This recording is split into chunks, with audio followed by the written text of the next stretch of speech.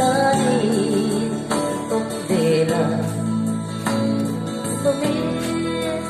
Temro Ansay Mamay Natin ang tu Erdun Selin Nanang o Ate ita Ṭhamawii At suway ngayon Selang o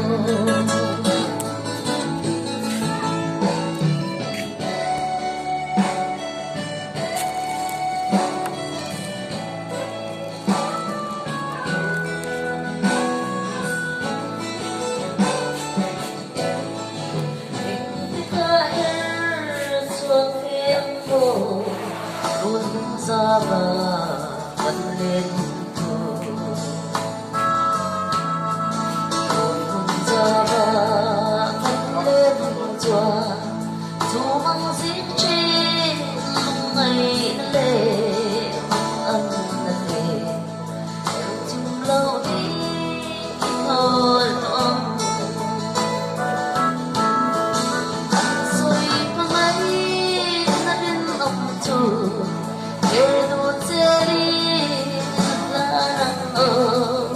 Ate ita Ṭhamawii At suway ngayon Selang o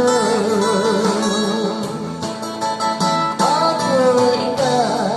Ṭhamawii At suway ngayon